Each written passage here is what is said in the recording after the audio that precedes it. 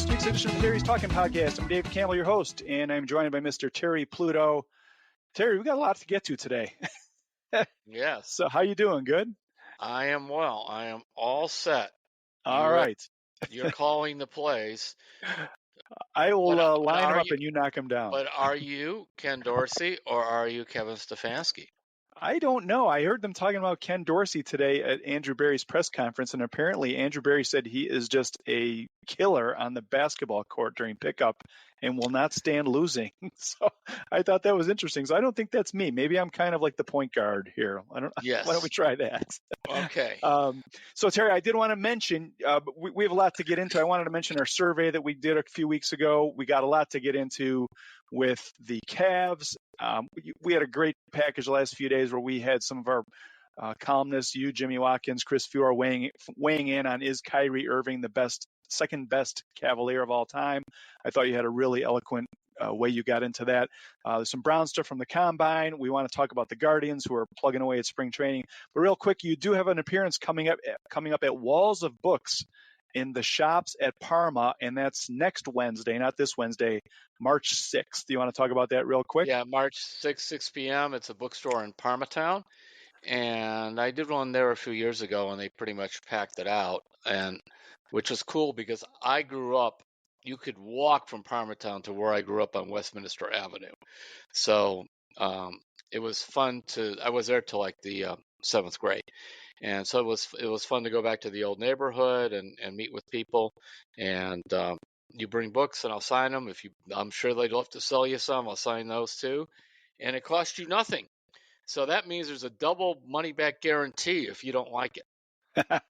And I know you always sign books and talk about your books. Anybody who wants to check out a book, maybe buy one and bring it and get it signed, you can go to terrypluto.com, and everything that Terry does is right there. So, all right. And I'm sure they'll have them there. And the cool thing about it, they have both new and used books.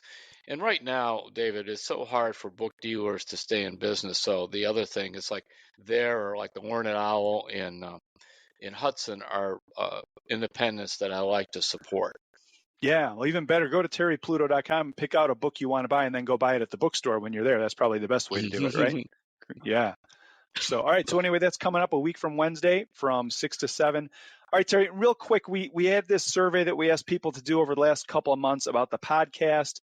We got such remarkable response. Two of my favorite responses, Sammy K wrote in, he said, best podcast ever.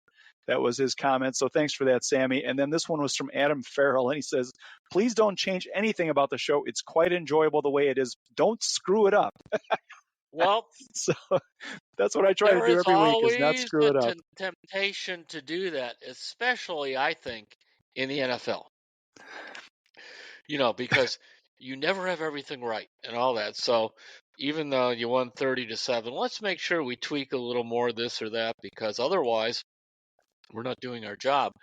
And that sometimes could complicate matters.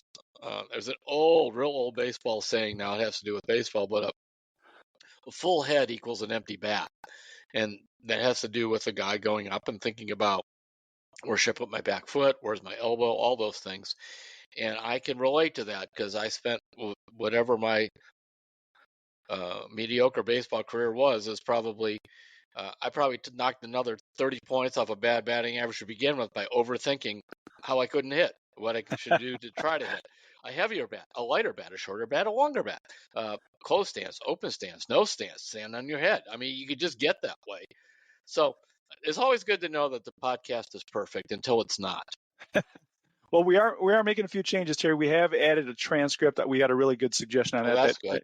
There was a gentleman who said that he's hearing impaired, and the transcript really would help him out. So we have added that. It is like computer generated, so there are going to be mistakes in it, aside from the ones that I normally make during the show. So there's that, and we have show notes now. But we did get a couple of requests. One was from Chris Walters, and we tried to bring this back last week, and we'll do it today. He says, please bring back the regular book reviews. I like to hear about what you're reading, and sometimes I discover something new to read.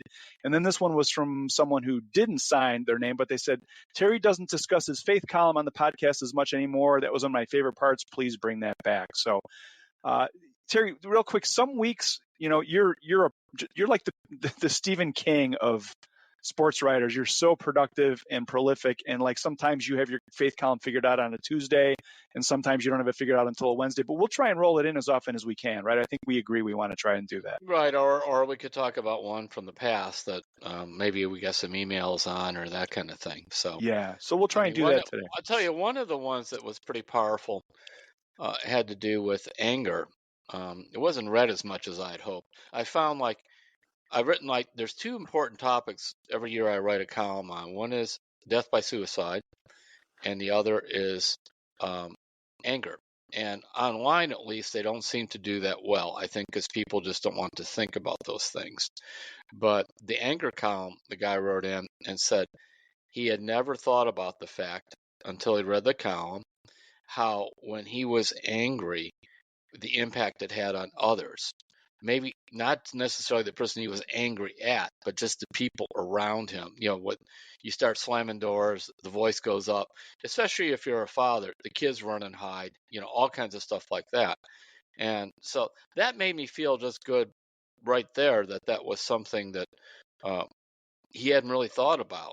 And he said, it you're more likely to kind of change behavior when you see it's hurting people you love. Not always. Some people can't just, they don't care. But if you have kind of a good heart and you didn't realize, how many of us have said things to people and you didn't realize maybe till 2 days later they're still mad about it or something. And then it's like, okay, I really have to watch that tone of voice or whatever. But so that was in a recent faith column, and I thought it was an important point. And as for suicide, um, death by suicide, I know so many people, and I bet you do too, who have lost people that way, and the guilt of those around them that they carry is really something that they should just take to the Lord, because that person probably has some major emotional problems, and no matter what you did or didn't say, did or didn't do, was probably not going to change the outcome. It just isn't. Yeah. And there's so many stories out of the news now, Terry, about young people, especially wrestling with Yeah, this. And it's like the worst thing you can do is not talk about it. So, exactly. um, yeah, But so I'll tell you, they do not want to deal with. That's one of the things there that um, people do not, you know, whether it's emails or internet things.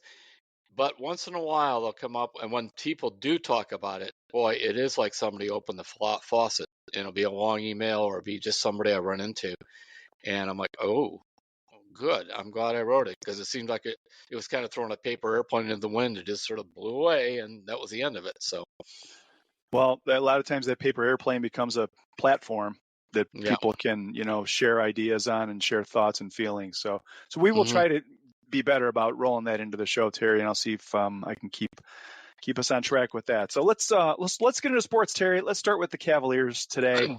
We're taping this late Tuesday afternoon. 37-19. They're still second in the East. They're 7.5 games behind Boston and 1 game ahead of Milwaukee. And I mentioned the Kyrie Irving, Donovan Mitchell debate, and you weighed in on that. Also, the last couple of days, actually with a couple of columns, you had one over the weekend about Kyrie Irving, but I thought you had a really interesting kind of thought experiment where you kind of leaned on an important person in Cavs history, and you kind of had a little discussion in your mind with this person. Why don't you talk about that? I thought it was Yeah. really well done. I mean, as I was writing this, I wished Joe Tate were still alive, because he and I are very close, and to run these past him with him. I mean, LeBron is the guy, so there's really no debate on that. But you know, Joe. Well, I have seen all the guys who played for the Cavs. I was 15 when the franchise was born, so. But Joe would really watch them all up close, and you know, Irving was a great talent, and he is an all-star. I'm not sure how much of a winning player he is, because, as I outlined in my column, in 3 years with LeBron, he went to 55 playoff games, 3 finals. And then I believe I think it's 6 years since then, he's played in a grand total of 22 playoff games, made the second round a couple times, and just could not seem to really carry his teams anywhere. The one stat about Irving's last year in Cleveland that really people miss is Kyrie Irving averaged more shots per game his final year with the Cavs than LeBron James did. And when Kyrie, after that year, this is 2017, so it's a year after the title, where he decided he wanted to be, quote unquote, the focal point of the franchise, he had the meeting with Dan Gilbert, the Cavs owner, and he mentioned that exact phrase 3 times, Gilbert told me. And then he even threatened to have knee surgery because he has kind of a knee problem if he were not traded. And I think at that point, Gilbert just decided, I've had enough. And they dealt him, and he went to Boston, a real sports town. Remember that one, he said. And then things didn't go so well. In fact, Boston went farther in the playoffs without Kyrie than they did with Kyrie. And the funny thing to me was, after a couple years in Boston, David, so he becomes a free agent. And what does he do? The guy wanting the focal point of the franchise, he goes out and recruits Kevin Durant to go with him to Brooklyn. Well, you had your Durant, you had LeBron, you could at least had him for one more year.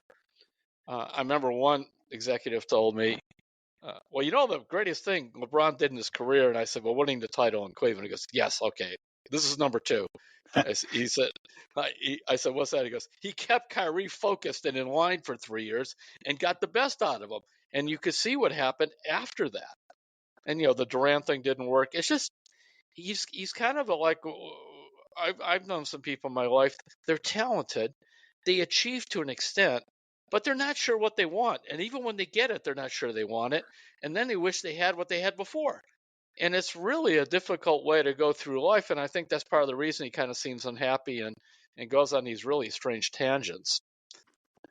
Yeah, it's an interesting debate. I mean, I think, you said that you thought Joe Tate would like Mitchell as the number 2 all time also, which I thought was an interesting point. You said that Mitchell's kind of Joe Tate style of player, but you can get into all kinds of stats, and Jimmy Watkins went into all kinds of analytics, but the time spent here is an important part of it. And you're basically trying to measure a guy who's been here a year and a half.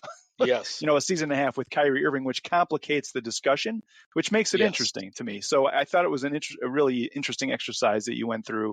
And I just think by the end of this season, I think you're right. You're going to see Donovan Mitchell. I think he probably will deserve number 2 at the end of this season. The playoff debacle of last year is hanging over this team, and if he can erase that narrative, I think he'll get a leg up in that discussion. But it's a good debate. Mitchell's 27. LeBron and Michael never won their first titles till they were 27. Mitchell just made his 5th All-Star team. 5. That is a lot for a guy who was playing out in Utah, was unheralded when he was drafted. Remember, Kyrie being number 1 in the draft, the Duke profile, great things were expected. He was Rookie of the Year. Mitchell's career is the one that's been on the ascension going along. So, good point. I love Mitchell's game because when they put the ball in his hands, he did exactly what I hoped he would do. He leads the team. He's up there in stuff like steals and deflections, and you could see what he means to them. And then I thought it was very, very appropriate how he defended Garland the other day. See, that's the kind of thing I don't think Kyrie would have done. Because he wouldn't have even seen it or thought of it. But Mitchell right away knows, I'm going to need Garland. And Garland's been struggling, and he's starting to come around. And, he wanted Garland to know, I got your back, even though right now, frankly, I've kind of taken part of your job. I have the ball more.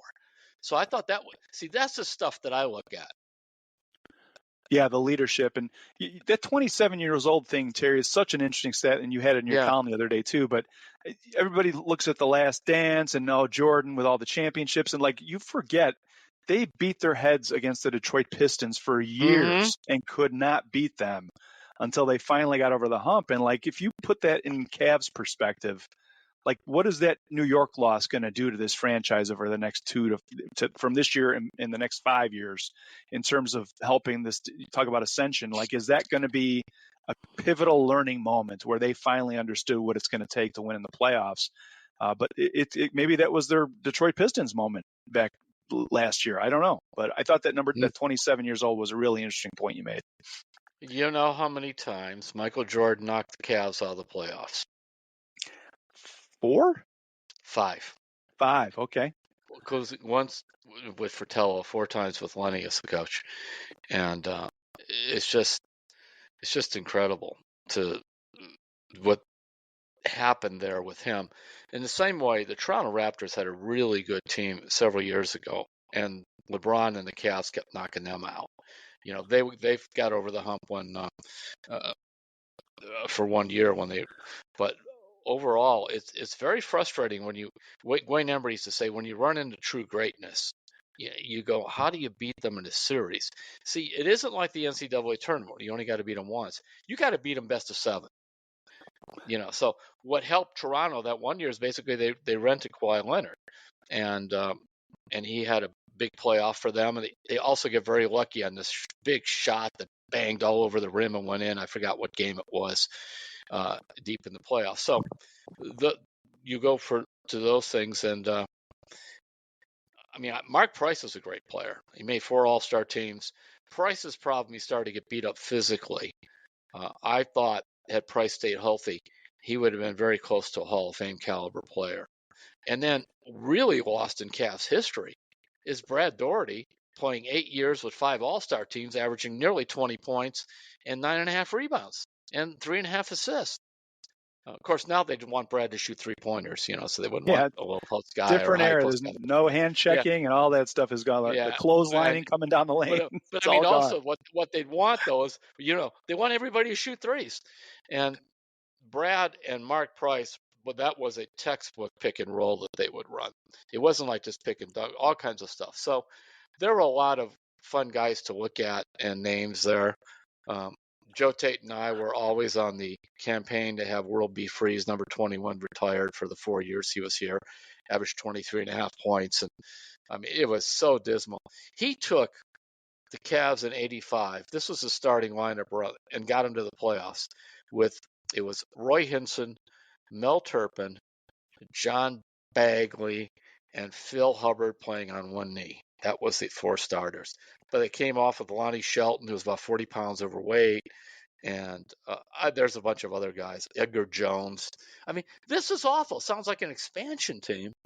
And he carried them, and he saved George Carl's job that year. They started 2-19 and then got hot. And in the beginning, George was trying to have World Be Free run like a Bobby Knight motion offense, and it's like, no, World Be Free, be perfect in this thing, kind of get out of my way and shoot a lot of threes and that kind of stuff. And then he just sort of let World run it, remember, like I mentioned there, and they started to win quite a few games. So I'm not saying Free's a number 2 guy, but it was fun to look at some of the guys who were lost in NBA or Cavs history. But Daugherty was really good. See, Daugherty was looked at as soft because he had trouble with the Pistons. But everybody had trouble with the Pistons back then. Better believe it. Then he ran into Jordan and the Bulls, and everybody had trouble with them. It just was the time. A lot of it is, it's kind of like a restaurant, where your restaurant opens and what are the other restaurants around you. Yeah, so getting back to this year's Cavs team, Terry, I want to throw a couple of stats out here. You don't see greatness like that in the Eastern Conference. I think that things are favorable for the Cavs to make an impact this year. And just looking at some numbers here, going into tonight's game against the Mavericks at home, their offensive rating, they're 15th in offensive rating at 115.9. They're second in defensive rating, which I know is something you've been talking about for weeks here now, 110.4. Their pace, I thought was interesting, is 22nd at 98.5. But this is the stat I wanted to ask you about, Terry, and whether you're concerned at all. The Cavs have a 7-12 record against the other 7 Eastern Conference teams that have winning records. 7-12. The Knicks are 7-13, and the Sixers are 6-11. They're worse. But does that 7-12 record against winning Eastern Conference teams concern you? To an extent, but the fact that was going to say, you did the homework already. All right, and what about the other teams, the other big teams? And you go, their records are the same too. Just to an extent. I remember the 1 year in the year of the shot when '89, when Jordan knocked out the Cavs in Game 5, best of 5 back then. I believe the Cavs were 6-0 against Chicago in the regular season. So it's either 6-0 or 5-1. So there's always the asterisk stuff. But I like a team playing well in the regular season. I know last year Miami came all the way through the play-in and that, but that's just a hard way to go. I'm not going to dwell on it. I just want to see how they're playing towards the end. And I really believe if they get the style, and they've had a few clunkers lately, of Mitchell running the show, some of the three-pointer guys flaring out, they'll be much more effective against the Knicks than they were in the past. And because you can't just say, well, they're just going to let Okoro shoot threes, and this is why they're losing, because Okoro can't make a three, and they got to have a guy make a three from the corner. They got to have some movement. You got to have a lot of stuff going on besides the fact that Okoro was struggling. Now, of course, this year he's making his shots, but come playoff time, they're going to make sure that he can still make them. Yeah, and I guess to be fair, Terry, 2 of those losses did come with Mitchell out of the lineup last week, coming out of the All-Star break. And I didn't like the way Mo Wagner kind of was bullying guys the other night. I thought they let him get away with a little much, and I expected to see more of an answer from the Cavs in that game. That has me a little more concerned. Not Mo Wagner specifically, but just Knicks type basketball and seeing a response from the Cavs. I would have liked them seeing push back on him a little bit more, but that has me more concerned than this 7-12 record. Yeah, because it seems like all the teams really tend to struggle with each other when they're there, and then you turn around and they beat up on the teams that are poor. Yeah. All right, so looking ahead for the Cavs tonight, Terry, is the game at home against the Mavericks. And, Donovan Mitchell actually today said he would like to see Kyrie Irving's number retired, his jersey hanging down at the Fieldhouse sometime, which I thought was interesting. But anyway, that game is tonight. Wednesday, they're at Chicago. That'll end February, and then Detroit on Friday. And then we got a couple of interesting games. We'll find out more about that 7-12 record. That'll be changing because they'll have the Knicks and Boston. The Knicks on Sunday at home and Boston next Tuesday at home. So some interesting matchups coming up both at the bottom and the top of the Eastern Conference standings with Detroit and Boston. So Guardians time. What do you think, Terry? Let's get into the Guardians here. Oh, that's what. Okay. Yeah. Yes. What do you want to talk about from spring training? The Guardians have been hitting the ball a little bit around here, and I also want to ask you about the shortstop situation. What do you want to get into first? General impressions? Well, when they lost 4-0 the opening game down there, and I think they had 7 singles. A guy emails his regular email. He emails me. He goes, "Can you please talk me off the cliff? No runs, 7 singles. I just feel like I'm going to just go jump." And I said, well, if you're at that point on February, whatever it was, 23rd or something, I suggest you go through life wearing a parachute because you're going to have to go off a cliff a lot if you're worried about the first spring training game. Yeah. Of course, after that, they hit some home runs and things. The guy that I'm really anxious to see and watch is De Los Santos, who they drafted from Arizona. And I finally dug some more into why did they take this guy? He had only 250 with 20 homers in the Texas League in Amarillo, and that's a hitter's league. So I thought, well, he's young and 20 homers and he's big, but I then found, and I don't have the exact numbers in front of me, but he started very poorly for like the first 8 weeks. He was hitting around 200 and not much power, and he had shown a lot of promise in A-ball before that. What they did, and I thought this was interesting, they pulled him out of Amarillo. They sent him back to their complex in Arizona and worked on fundamentally changing some of his stuff with his swing. He comes back in the last 2 months of the season. It's well over 300. I think it's like 13 homers in 60 games, something like that. And so that's what they're looking at, saying maybe, this guy found something.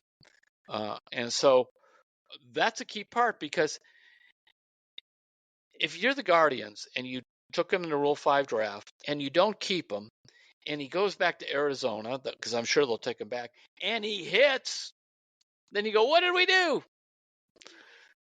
But you have to make sure he could play a little bit, because you just don't want he's a 21-year-old sitting on the bench, not playing at all. I know they've looked a little bit with him in the outfield. That would be nice if he could maybe play some out there. So I'm intrigued by that, because not only the power potential with him, but just the storyline. Well, speaking of the outfield, Terry, I wanted to ask you about Miles Straw, because I see they've been putting him in the 2-hole a little bit here lately. Do you think that is a good move? Trying something different, get him a little bit toward the top of the order, get him some protection, maybe seeing some better pitches. Good idea? I think they want to get him more at bats. That's all. And see what he can sometimes do. they do that in spring training. Yeah. They're probably working on something with the swing. And so they want to get him more at bats. And actually, the higher in the order, not only more at bats you get, but you'll probably remember these guys are only pitching a couple innings. So you'll probably face the better pitchers a little more often than if you're buried deep in the lineup. I don't think there's anything more than that, because now analytics loves Jose Ramirez batting second. And if you remember last year, when after they traded Rosario, that's where they put Jose. And so I believe that that's where Jose is going to be. So then you're going to go to Quan, you're going to go to Jose, then you're going to go to now it gets interesting. Naylor. Who else do you bat third? You bat fourth. So they got to find some guys. All right. Well, that brings me to Josh Naylor, Terry. Speaking of cleanup hitters, Yes. I say this because I wanted to get your thoughts on it. MLB.com put Naylor on their all underrated team going into the season. And this was Anthony Castrovince, who I know you know from being at the games and stuff. But it was an interesting story because Anthony was writing, here's how he put together his all underrated team. You have to have no all-star appearances ever in the player's career. No BBWA awards like MVP, Cy Young, stuff like that. No Silver Slugger or Gold Glove. No all MLB team honors ever. No nine-figure contracts and at least 2 years of service time. Okay. So he had Josh Naylor as his first baseman on the most MLB all underrated team. And that got me thinking, Terry. So last year, Josh Naylor, 17 homers, 97 ribbies, 308 average. Would you be happy if he had another season like that, or do you need to see more out of Josh Naylor based on what you saw last year when he was in the MVP discussion? I'd probably take it, and here's why. Unfortunately, Naylor gets hurt. That is, last year he had the dreaded oblique, and that's usually 4 to 6 weeks. It would help if Naylor got in a better shape, because remember, he's got like an erector set in that one leg when he had that accident in the outfield. So if he played more, he'd probably hit more. I mean, he would produce more, but I do believe that there's always kind of injury concerns with him. But underrated, yeah, I don't think hardly anybody knows he's any good. Yeah, there was some good stats that Anthony had in the story about, so over the past 2 seasons, he's got 37 homers, 59 doubles. The only first baseman with at least 500 plate appearances during that span who had higher OPS plus than Josh Naylor's 127 were Freddie Freeman, Yandy Diaz, Paul Goldschmidt, Matt Olson, and Pete Alonso. That's some pretty good company right there. It's probably a reason he hasn't made the All-Star team, because some of those guys are pretty darn good. But that's some pretty elite company. I think you're right, Terry. I think people don't really know how good he is. And also because he doesn't hit like 35 homers. He's a doubles guy, but he's been very good in the clutch. And what I really appreciate from him is when he was a younger player here, he was almost helpless against left-handed pitching. And that's improved, because I was watching him thinking, oh, is this guy just going to be a platoon guy? Because you remember, he would be bailing out. They just throw those sliders outside, and he's swinging at a pitch that's bounced in the middle of the right-handed batter's box, and just seemed to have it was strange. It was like he was two guys. Against a right-hander, he'd have these smart approaches at the plate and good eye, and against lefties, it's like he was just guessing or something. I don't know what. And then he figured that out. Started to take that pitch more to the opposite field. Better eye. Wasn't trying to hit a home run every time against lefties. No. Yeah, you got to approach it different. And he also, he's very awkward at first, but he's not bad. I'm not saying he's good, but he's not bad. You see this heavy-set guy kind of rolling around out there. He's almost like the Secret Service guy sometimes on ground balls. He wrestles them to the ground and then runs to the bag. But it's just so. But he has so much enthusiasm in that. But I'm going to make a prediction now. His brother's going to end up being a better player. Really? Why do you say I think that? so. One, being a catcher gives him an advantage. And I think he'll get his major league defense up to average. Number two, he's more athletic. A couple of years in the minors, he was a catcher who had 20 homers and stole 20 bases. He can run. He has some doubles, and I think he's still just growing into what he can become as a hitter.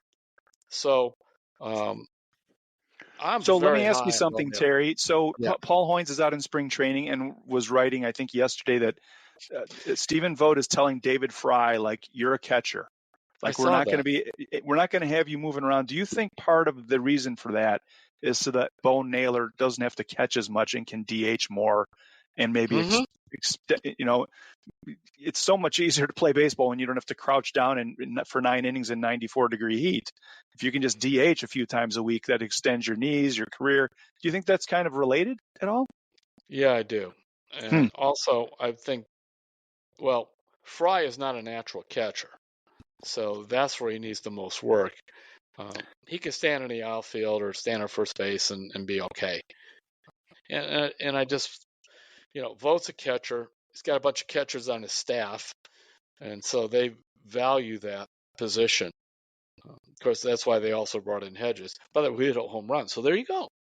All But right, so this, the Guardians. I love this line about.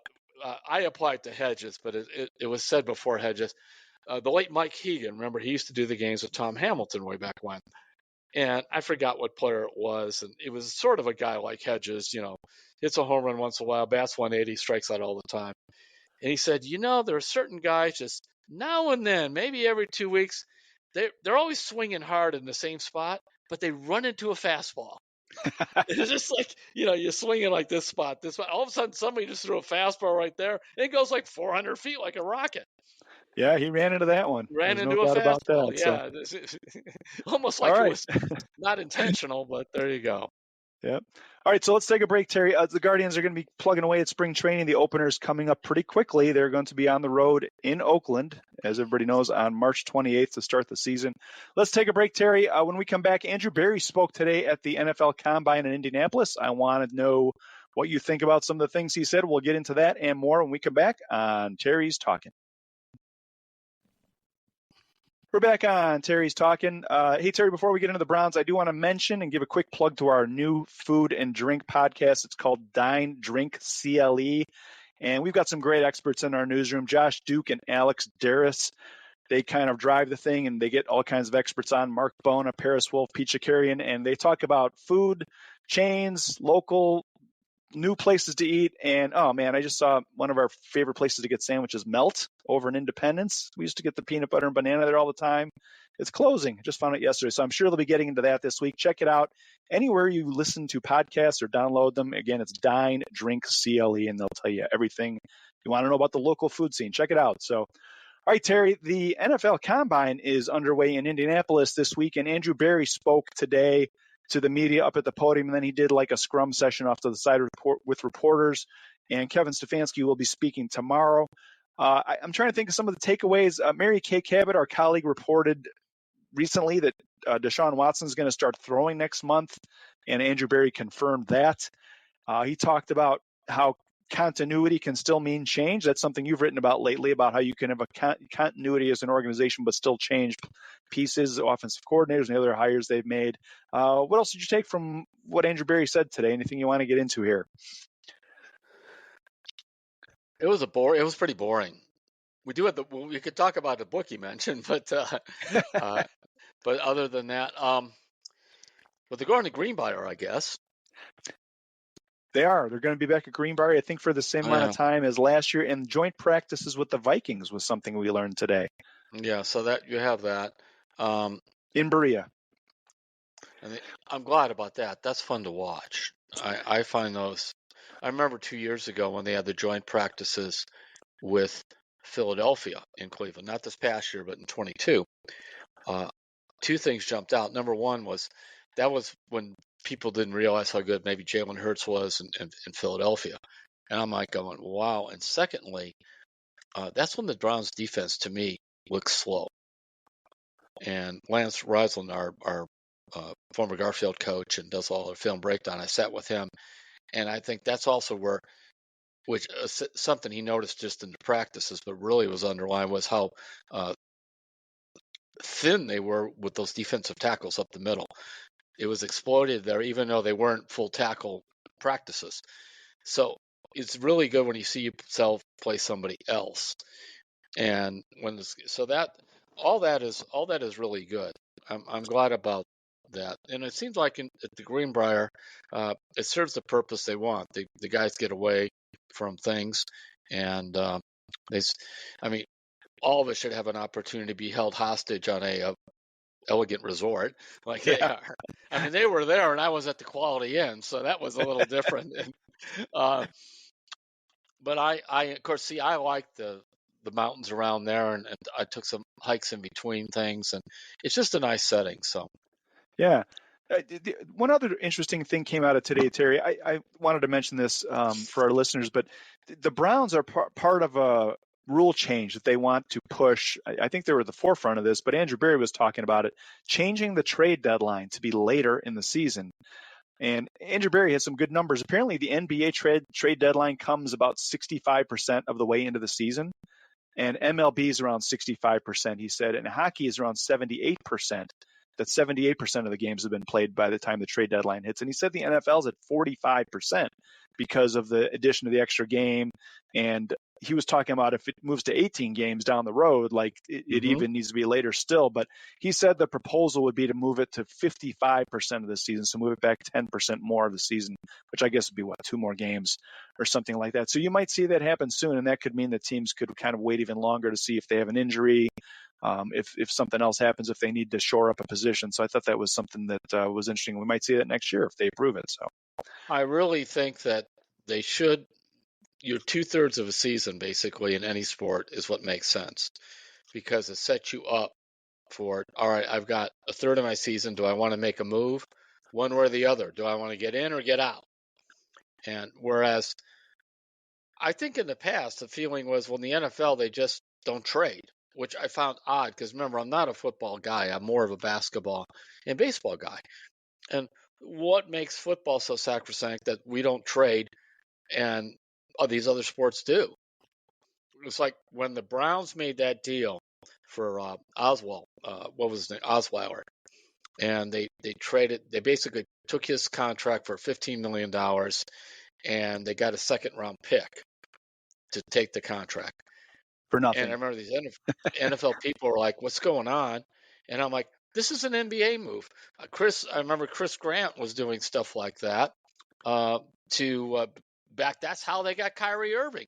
It was part of a trade with the Clippers where they took some bad contracts back, and they took a pick that, for whatever reason, the Clippers did not put a Protection on. blockage Yeah. on. Yeah, and so they got Kyrie Irving that way. When they had Kyrie Irving that year, they had a terrible record, but their pick ended up being Tristan Thompson in the lottery. It was the Clipper pick that was Kyrie Irving. So I like more trades. I like stuff like that. It's fun to talk about, and fans like it. It's good. The NFL wants to be entertaining in that. Well, people like player movement. For people say the trade deadline doesn't matter so much. I mean, man, Trent Richardson was traded at the trade deadline. Yeah. The Browns got a ton back in that one, and Christian McCaffrey was traded during the season, right? Oh, sure. Yeah. The So I mean, 49ers like to make moves during the season. yeah, and running back seems like a position that's very big because you don't have to learn a whole new offense necessarily. It's hand the Exactly. ball off and run to the hole. So anyway, we'll see what happens with that proposal. But the really big story of the day, Terry, of the week, really, that we need to get into, Well, now Johnny you missed. Manziel. Now, before you do that, Okay, let's do something else first. in 3 weeks, Deshaun Watson will play catch. Yes, he will. And And it'll I be don't like mean spring training. He's going to be playing Yeah, catch for hours and hours. exactly. Yeah, that's exactly where I was going. And to honor spring training, they're now playing catch. So, and hopefully that's true. In 3 weeks, sometime in March, Watson will begin to throw the football around. So, and I don't mean to be facetious, but we'll see. I mean, even then, we'll see how his shoulder holds up. They've got to be upbeat and everything else, but this was a serious shoulder surgery that he had, and it's critical. That's why I'm just going to keep pounding this away I sort of love kickers and backup quarterbacks. I think by now you see that. And I want a big time backup quarterback. I don't care if it's 5 million as opposed to 8 million or whatever. I want Flacco. I want Brissett. I want Minshew. I want a real player because I don't trust Watson to play a lot this year. I hope he does. But you have to ask yourself, is that such a certainty that you want to go into DTR or some other, kind of half-baked backup that's out there? Get me one of these guys, especially a plug and play. Brissett's a plug and play. Flacco's a plug and play. Just put him in there. Minshew, who I've always liked, is a guy that would actually be more in the mobile type offense that they're probably going to be running. And Minshew, he helped the Colts get right on the verge of the playoffs. So those are three. I'm sure there's some others, but that's my big three. Yeah, and that'll all be happening really soon, Terry. The new league year starts on March 13th, so things will be happening that week, and we'll have an answer pretty quickly. I think that'll be one of the first things the Browns will move on. So anyway, instead of future quarterbacks, we're going to flash back. I know you want to get into Johnny Manziel was on Shannon Sharp's podcast recently, and he was talking about his time here in Cleveland and kind of how things went south quickly. And one of the people that he kind of put some blame on was Brian Hoyer, the pride of North Olmsted and St. Ignatius High School, for not helping him develop the way that Johnny Manziel thought. Let me read a couple of the quotes here for maybe people who haven't been keeping up with this, the daily doings of Johnny Manziel. But anyway, here's the quote. He says, "My quarterback room was not a home run for me because of Brian Hoyer. Brian Hoyer had been waiting on an opportunity to be able to go really provide for his family, get an opportunity, and he saw how much of an upper hand he had on me, and he didn't hold back when it came to that. There was instances in the quarterback room early on where I'd ask the same question a couple of times, and he'd be at the head of the table and go, 'Again? We're doing this again?' I don't have a bad word to say about Brian Hoyer. That is just fact of what happened in that room." So apparently Brian Hoyer says he was on vacation, and Mac Jones texted him, and here's what Brian Hoyer had to say. He says, "I'm on vacation last week, and I get a text from Mac Jones." And he goes, "Funny, I didn't get this treatment as a rookie." Yeah. Meaning Mac Jones was saying Brian Hoyer didn't treat him badly. And Hoyer says, "Look, I'll be honest. Johnny's right. It was an opportunity for me to go out and be the starter for my hometown team, but I was kind of apathetic towards him, I'd say. I didn't go out of my way to be a jerk to him, but in the same sense, I was trying to win this job and go out and perform the best I could. I feel sorry that he feels that way about it. I always looked at it like I never had any animosity towards Johnny. If anything, it was towards the owner and the GM who were always trying to push him ahead of me when clearly he wasn't ready and I was going to be the starter." So, all right, Terry, there you go. I'm going to turn the floor over to you now. All right. Go ahead. Remember this. Hoyer was trained by Belichick and those guys. And you better be prepared, and you better know that stuff. And if you had the same question 3 times and he just kind of said, again, that would be soft treatment in New England. I'm very serious. So, of course, Brian Hoyer is trying to grab that chance to start. And if Manziel came in and frankly was sober, which he was not, it's been proven since, and did his homework, which he did not, then he would have been treated differently. I mean, Joe Thomas has told stories about when he got that start at the end of his rookie year, he couldn't remember half the plays. Yeah, and so, he's admitted he didn't watch any film outside of the practice facility. Yeah. He said that publicly. So why? And the thing that is cool about this is Brian Hoyer is in his 16th season, and he was undrafted out of Michigan State. Michigan State was the only prominent Division I school to offer him a scholarship. Chico Kyle told me, the coach from St. Ignatius, about that, and he kind of had to talk the coach in there a little bit. Because I think they had some other quarterback that turned him down. It was one of those things, and they were sort of looking at Brian. And Kyle said, "I'm really saying this guy will help you." All these kind of things. So, Manziel, Texas A&M, and then the Heisman stuff and all that. would Hoyer be offended by all the attention around him, and then to see how poorly he was handling himself? Absolutely, as would anyone else.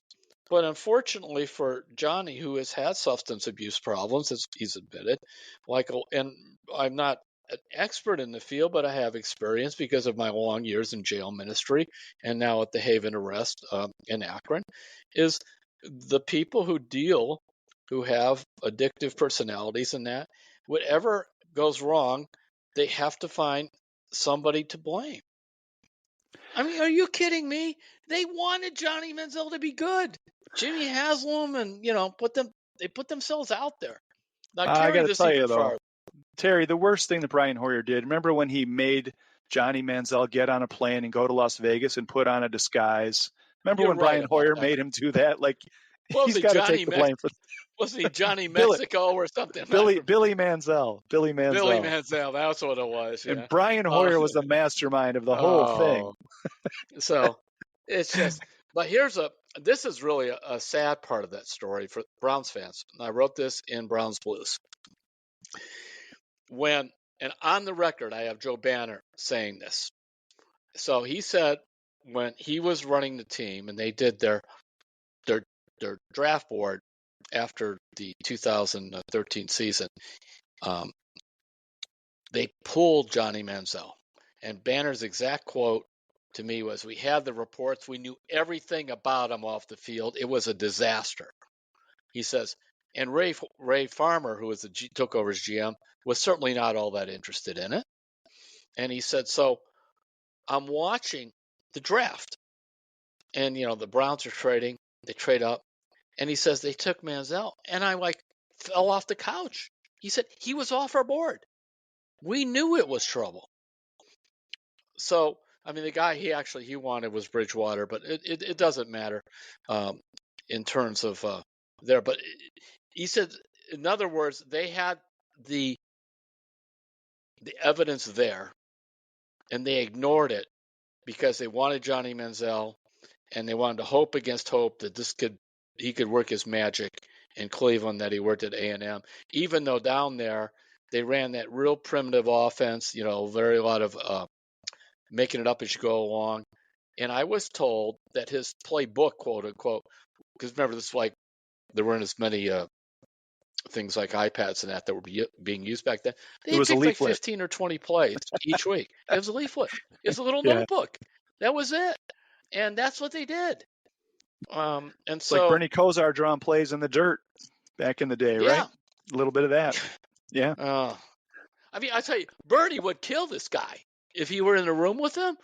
I don't mean that, but I mean, you know how Bernie is. I mean, Bernie, Hoyer, these guys who fought to get in there, Jacoby Brissett, Bridgewater, football technicians, Flacco, you name them. These guys that had to fight to get in the league, or even to fight to start, they would just be appalled by this. Okay, enough on that. Yeah. But I feel better. I just real quick, Terry, like the fact that if you're CJ Stroud and you're taken with the number 2 pick, yeah, or like you're anointed as the future quarterback of a franchise, this was not that. Like he was taken on a flyer at the end of the first round, and then he came in and expected to be treated like the veteran should just stand aside and let the anointed one take over. Like that was not the situation. This was a competition from day one, and for him to come back like this, I think it's some lack of self-awareness, and I'm sure it was hard for everybody. But anyway, I mean, I am angry. Granted, Hoyer is a local product, and that, but he's everything Johnny Manziel should have wished he was. He made a way when there was no way in this league. Well, they both had their say. Undrafted. Yeah. I remember. And he's had a great career. I remember one of the times when Brian ended up either going back to New England or somewhere. So I'm talking to Chuck Kyle from Chico from St. Ignatius, and I forgot which one of us. One of us said, "This guy's had one of the great careers in NFL history." We started adding up all the money he made, for as a backup. It's like $38 million or something incredible. And I don't mean that, but just it shows you the value that he is to coaches and to teammates. So of all the people to attack, That was the worst one. Yeah, still going strong. Still going strong. So Still going strong. Yeah. Anyway, I was just going to say they both have their say, and hopefully we can close the book on this one and move along. So, all right, Terry, you have been working this week on we have not one but two outstanding Division III men's basketball programs going right now in Cleveland. Case Western Reserve, 21-4. They're number 6 in the D3Hoops.com rankings. They have earned a spot in the NCAA Division III tournament. They're going to play Friday against Mary Baldwin at 7:15 p.m. at home over at Case. And then if they win that one, they're going to play on Saturday at 7:15, and that'll be against the winner of Hope and Anderson. And that Hope Anderson game is going to be the first game on Friday at 4:45. The championship game, like I said, will be Saturday at 7:15 between the semifinal winners.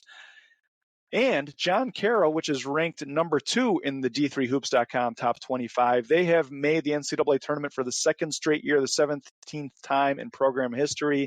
And they are going to be hosting a 4-team tournament in the first round of the NCAAs this weekend, also Friday and Saturday. On Friday, John Carroll will host SUNY New Paltz.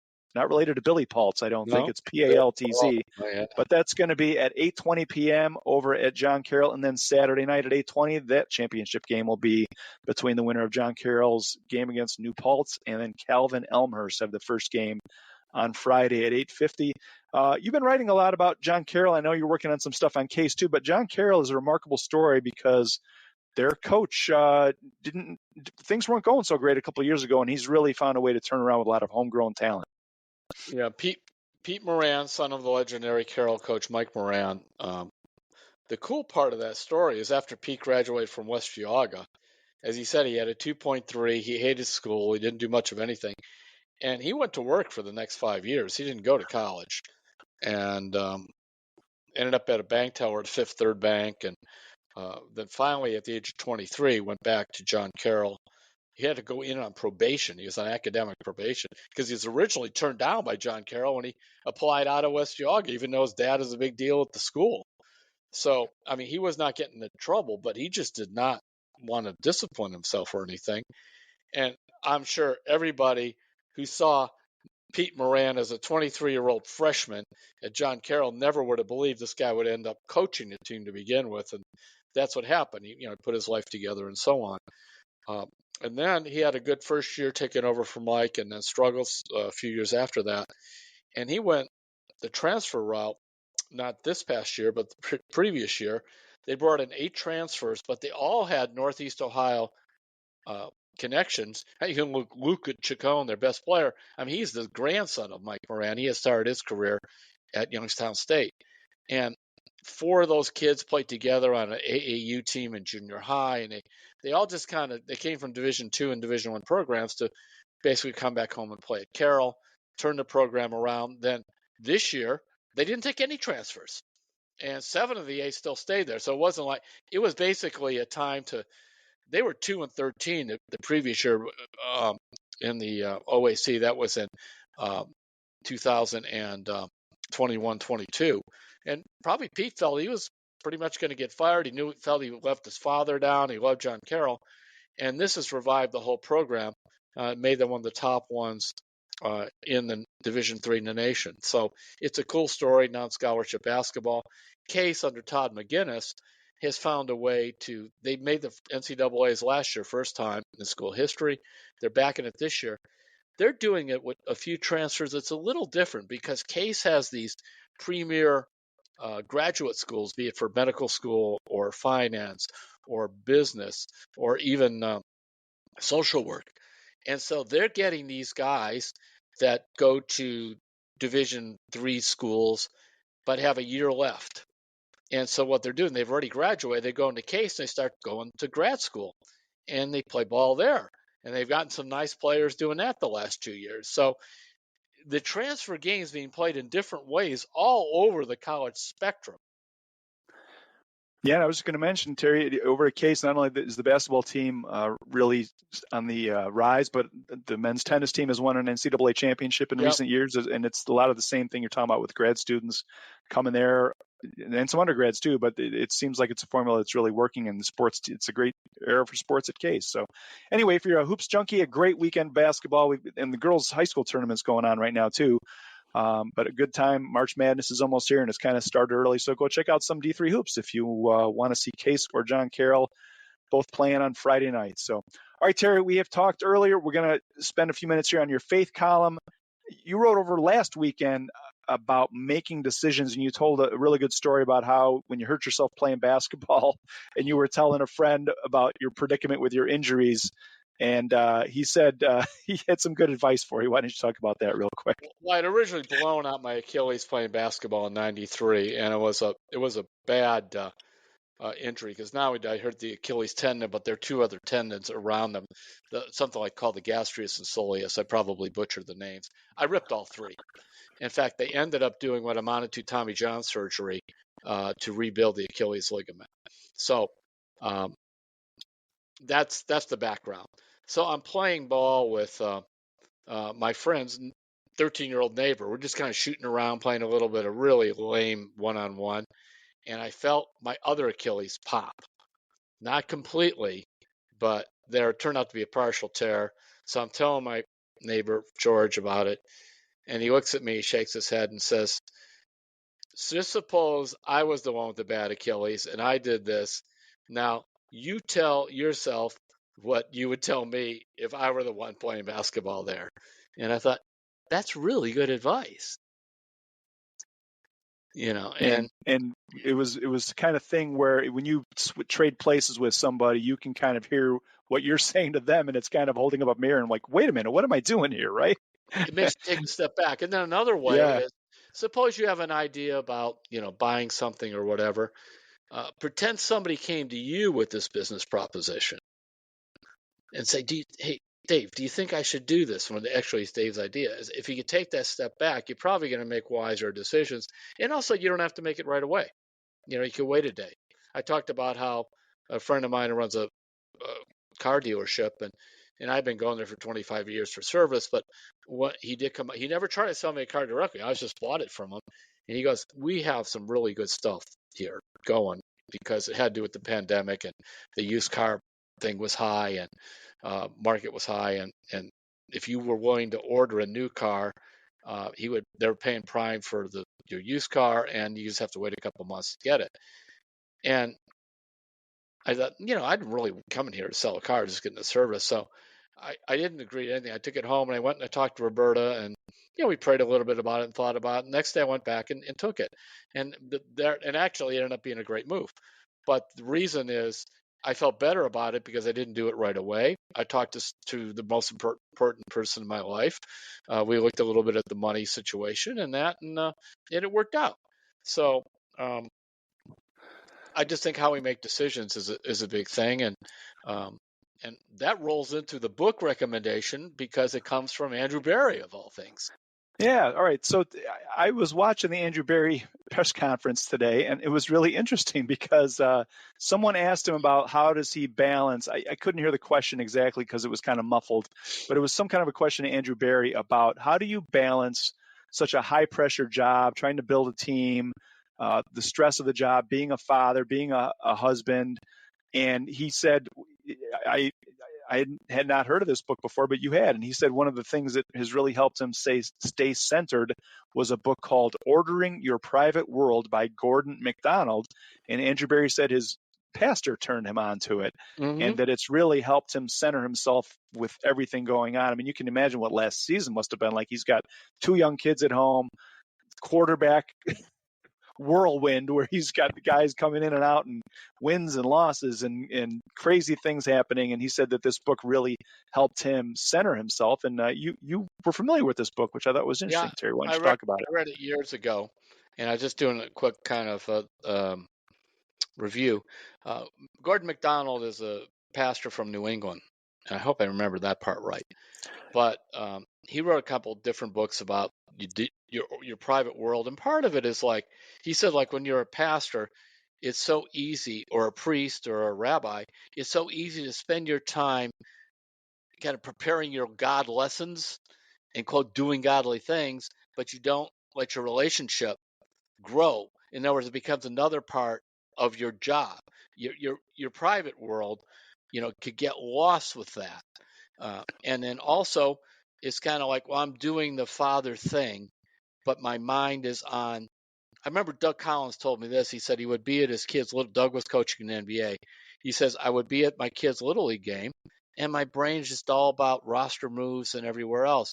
I was there physically, but I wasn't there, emotionally. And it was checking a box. And so, the old line is, what kind of person are you when nobody's looking? And that has to do with your private world too.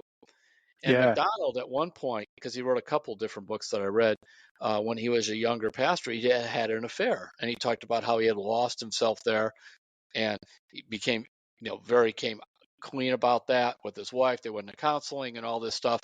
And he goes, these pastors hate to admit that I got to go to somewhere else and get counseling, get my private world straightened out. But if you don't, it just gets worse. So it's a pretty fascinating book, and McDonald's a good writer. Yeah, I was interested in this when I heard him mention the book, and I started doing a little research. This was one of the quotes that is from the book that I thought kind of ties into what you're talking about, Terry, about looking within. And he wrote, Gordon MacDonald wrote, "A soul, our spiritual place, is empty when one tries to do soul-based things, but makes little or no effort to keep that soul filled." I thought that was really eloquent. And it kind of is what you're talking about. You're so busy doing other things that you don't kind of look inward and replenish your soul. That kind of is the wellspring of everything, right? I mean, we've all seen it. Parents are out with their kids, and I get it. Once in a while, you check the phone or something, but you look at the table in the restaurant, and the kid's got the little iPad in front of them. Mom and dad are on the phone. Nobody's connected. There's your private world. Your private world is on that cell phone. And it's not where you want to be.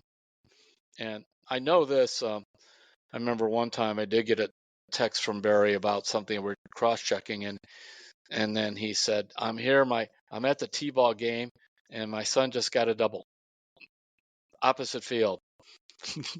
And then he said, Fred Conan would love it, So it's always good to go the other way in T-ball. But I thought, there's a guy that actually is working on his private world. Yep.